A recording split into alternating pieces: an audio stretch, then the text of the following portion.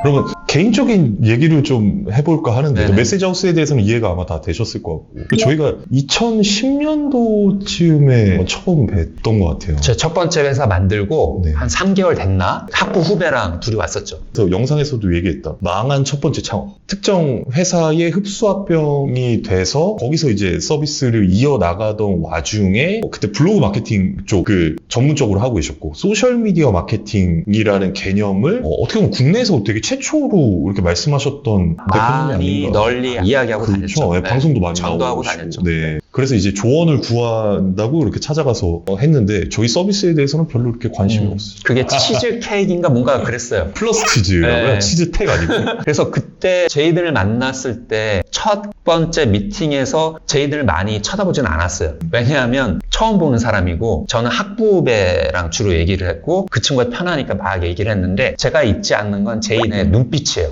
그러니까 저는 이 친구랑 막 얘기를 하고 있는데 여기서 이렇게 막 쳐다보고 있는 거예요. 쳐다보는데 눈을 부라리면서 쳐다보는 거죠. 그러니까 뭔가 이 미팅을 통해서 얻고 싶은 게 있어 보였어요. 근데 그때 현실적으로 저도 사업을 시작한 지 얼마 되지 않는 상황이라서 잘 모르겠었어요. 그 서비스가 좋은 건지 나쁜 건지 지금 생각해보면 그래요. 근데 이제 그 미팅 이후에 몇 개월 후에 두 번째 미팅을 했었죠. 그냥 이렇게 지나가다가 잘 지내십니까 하고 이렇게 뵀는데 그 사이에 되게 잘 성장을 하고 계셨어요. 그죠? 되게 이제 빅 클라이언트들도 그렇죠. 많이 있으셨고 그렇게 이제 두 번째 미팅을 하는데 페이스북이라는 채널에 대해서 말씀을 주시더라고요. 네. 근데 그때 한국의 사용자가 한 150만, 200만 뭐 이랬나? 아닙니다. 그것보다 안 엄청 적었어요. 엄청 적은. 그게 어떻게 되냐면 이제 비즈니스 관점에서 보면 제가 에델만이라는 곳에서 디지털 PR 팀을 세팅하고 그걸 하다가 이제 업계 후배가 이제는 조금 깃발 꽂고 해보시는 게 어떠냐라고 해서 그 친구랑 이제 의기투합을 해서 나왔죠. 나와서 했는데 지금 생각해보면 대단히 무모했다는 생각도 있지만 창업한 지 2개월 만에 LG전자의 기업 블로그를 비딩에 들어가서 땄어요. 첫 비딩인데. 그 다음에 하나그룹 뭐 여러 가지 르노 삼성 자동차 막 되게 좋았어요. 막 하는데 블로그를 비즈니스 차원에서 어떻게 활용할 수 있느냐가 첫 번째 퀘스천이었고 그 서비스를 막 하는데 페이스북이 등장하기 시작한 거예요. 언론에서 주목을 받고 서비스 사용자들한테 주목받고 근데 우리 회사의 약점이 뭐였냐? 페이스북에 앱을 접목해서 사람들이 참여하게끔 하는 그 부분이 없는 거예요. 개발적 요소가. 그때도 제 학부 후배랑 제이들이랑 왔는데 여기서 학부 후배는 지금 혁신의 숲이라는 스타트업 미디어이자 뭐 투자 플랫폼을 운영하고 계신 그쵸. 네. 홍경표 대표님이십니다. 그래서 왔는데 그때 멋있었어요. 양복 쫙 빼입고 와가지고 지금 별론가요? 아니 그때 첫 번째 미팅에 그랬고 두 번째 미팅은 제이든이 조금 외모가 많이 변했었어요. 힘들어 보였어요. 첫 번째보다는. 빚에 시달려가지고. 그랬는데 얘기를 나눴는데 제 입장에서는 이 사람은 개발자잖아요. 웹 개발에 있어서 전문가잖아요. 근데 막 대화를 뭐 여러 가지 얘기를 나눴겠죠. 근데 페이스북을 몰라. 이게 말이 돼? 그래서 제가 이제 이걸 알아야 된다. 그리고 혹시나 나랑 비즈니스 같이 할 수 있지 않을까? 그런 기대감도 있었죠. 그러면서 이거 한번 해볼 수 있겠어요? 라면서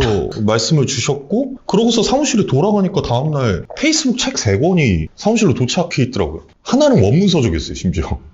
와, 이거 어떻게 보라. 나 영어도 못하는데. 어쨌든 그걸 열심히 파가지고 그때 한 2, 3일 정도 밤샌 것 같아요. 그러면서 아웃풋을 뽑아냈는데 그게 왜 초반에 어려웠냐면 FBML이라고 페이스북의 마크업 언어를 맞아, 오랜만에 그들만의 저 언어로 개발한 그 API가 있었어요. 이거를 분석을 하려면 이게 연구가 필요한 거지. 그래서 그걸 막 연구를 해서 샘플을 딱 가지고 만났죠. 네, 그래서 당장 이거 하자. 기존의 브랜드들에 한번 적용을 해보자 라고 말씀을 주셔가지고 그때 뭐 르노 삼성부터 하나 육상, 호텔 리조트 되게 다양한 빅클라이언트들의 어플리케이션 프로젝트를 저희한테 다 몰아주셨어요. 그러면서 이걸 본격적으로 조금 자동화하는 솔루션을 만들어 봐야겠다 라고 해서 회사를 만들었는데 그게 소셜 라인이라고 소셜 링크와 뒤에 그 스펠링이 하나 다른 회사를 만들어서 6개월 정도를 운영했는데 영업 성과가 되게 좋았습니다. 그러니까 초반에 포트폴리오를 잘 만들어 주시다 보니까 이때부터는 제가 기업 마케팅 담당자들이나 에이전시 브랜드 마케팅 담당자들한테 콜드메일을 쏘거나 메시지를 하면서 우리 회사를 알리고 또 만나기도 하고 소개도 시켜주시고 이러면서 프로젝트가 되게 많아졌어요. 그러면서 첫 번째 창업의 빚을 해결하고 또 심지어 돈이 남았죠.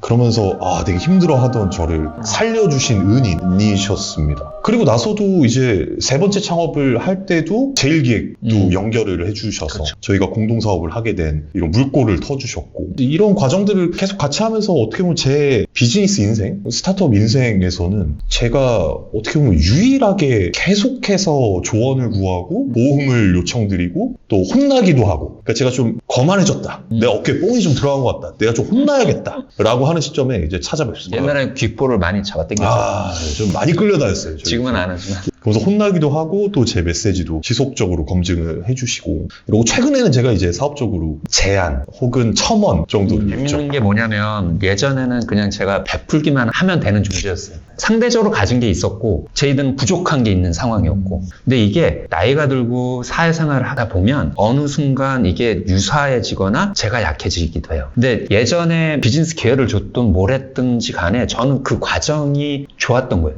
그 과정이 좋았고 뭐라고 얘기하면 반영돼서 그걸 다시 업그레이드 돼서 하니까, 그리고 저희들도 뭐 모든 걸 다 갖추고 시작한 게 아니니까 조금만 서포트가 있으면 될 거라는 생각도 있었고, 똑똑한 부분이 있어요. 조금만 지원해주고 조금만 연결해주고 조금만 이게 있어 라고 얘기해주면 잘 될 거라고 생각해서 그렇게 했던 것 같고, 근데 지금은 제가 두 번째 창업을 하고 있는 거고 새로운 변화를 추구하고 있는 상황이라서 그동안 이렇게 했던 게 이렇게 받아들여지는 부분이 처음에는 조금 이게 머뭇대는 부분도 있었어요. 왜냐하면 저도 내가 말씀드리면서 사실 되게 조심스러웠던 부분이 기부만 내가 했던 사람이었으니까. 근데 삶을 살아가다 보니까 50대 이제 초반이긴 하지만 창업가 분들이 많이 보실 텐데, 여러분들의 나이가 20대, 30대, 40대, 50대도 있을 수 있지만 여러분들이 사업이라는 걸 계속 하면서 만나게 될 분들이 대단히 많을 거예요. 그분들이 여러 가지 지원도 해주고 도움도 주고 할 텐데, 이걸 보시는 분들이 어느 정도의 우상향으로 조금씩이라도 성공을 가는 과정이라면 그 과정을 궁금해하는 후배들이 또 있을 거예요. 그분들한테 많이 베푸시면 좋을 것 같아요. 근데 그게 지금 몰라요. 그러니까 저도 이 나이 들어가지고 이 경험을 하니까 아는 거고.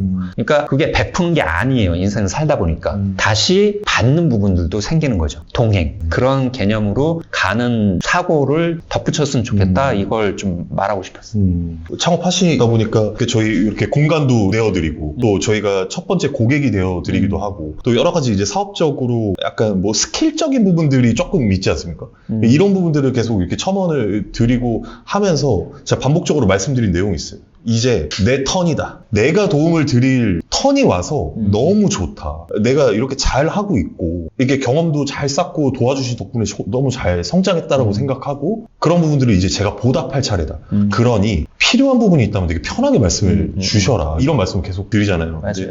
하면서 너무 기뻐요. 이게 후배로서도 선배님이자 형님이자 대표님을 어떻게든 지금 메시지하우스에서 고민하시는 부분들을 더 널리 알릴 수 있도록 도움이 되는 역할을 해야겠다라는 약간 사명감 같은 게 존재합니다. 제가 어렸을 때부터 너무 감사히 생각하는 멘토님이셔가지고 너무 잘 되셨으면 좋겠고. 잘 될 겁니다. 잘 될 겁니다. 맞아요. 알겠습니다. 그럼 오늘 여기까지 대화 나눠봤고요. 첫 번째 인터뷰를 이중대 대표님을 꼭 모시고 싶었어요. 앞으로 좀 많은 분들을 모실 텐데, 어떻게 보면 완전 스타트업이라고 뭔가 규정하기는 조금 어려울 수 있지만 어쨌든 창업을 하시고 이렇게 준비를 해나가시는 과정에서 이런 메시지들을 꼭 전달을 좀 해주셨으면 좋겠다는 생각이 들어서 모신 거고, 요새 링크드인하고 뭐 열심히 하시지 않습니까? 네네. 여러 가지 걸고 업을 여는 사람들 창업가라고 이야기를 하잖아요. 창업가든 직장인이든 커리어를 계속 성장을 시켜야 돼요. 업그레이드를 해야 되고. 그래서 저는 저의 서비스가 이제 B2B 개념의 기업에게 제공하는 것도 있지만 B2C 개념의 커리어 브랜딩을 만들어 가야 되는 분들에게도 여러 가지 자료들, 그리고 개인적인 경험, 노하우 이걸 공유를 하고 있는데, 그걸 지금 링크드인 중심으로 해요. 그러니까 예전에 10몇 년 전에는 페이스북이 주목받았듯이 저는 링크드인이란 채널의 의미가 달라질 거라고 생각을 해요. 거기에 AI를 잘 활용하는 마인드셋까지 되면 그 사람이 계속 커리어를 쌓아가는 거, 그건 창업가로서 직장인으로서 상관없이, 그래서 그런 것들을 고민하고 나누는 과정 속에서 또 다시 그 주제의 전문가가 될 수 있다고 생각을 해요. 그래서 요즘 링크드인에 많이 글을 남기는데, 거기에는 창업가들을 위한 메시징 플레이북 이런 성격의 글들도 많이 올려져 있고 올릴 예정이니까 많이 방문해서 드릴 테니까 1촌 조회수 엄청 많이 나오는 것 같은데, 지금 글 보니까 글 한 100개는 올린 것 같더라고요. 와, 벌써요? 네. 실행력이 진짜 대단하십니다. 제 글의 성격이 정보성이고 템플릿 있고 자기 혼자 실습할 수 있고 뭐 이런 성격을 긍정적으로 많이 올리니까 관심이 있다면 도움 될 겁니다. 그럼 커리어 브랜딩을 주로 다루시는 입장에서 스타터 제이든의 커리어 브랜딩 어떻게 보십니까? 커뮤니케이션 액션을 하는 데 있어서 가장 중요한 게 자신감이라고 생각하거든요.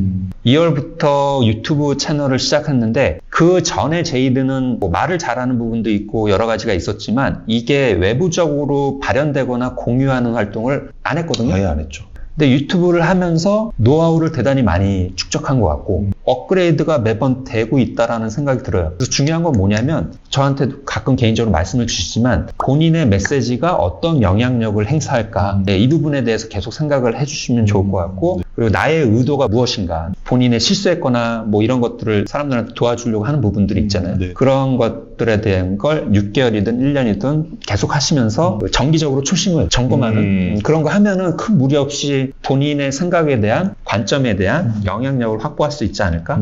그런 생각을. 알겠습니다. 제가 또 초심을 잃는 모습이 보인다면 가감 없이 혼내주세요. 네, 알겠습니다. 네, 이제 혼나고 다시 초심을 찾고 되돌아오겠습니다. 그럼 오늘 여기까지 하는 걸로 하고요. 네. 메시지하우스의 이중대 대표님, 저는 스타터 제이든이었습니다. 감사합니다. 끝! 네.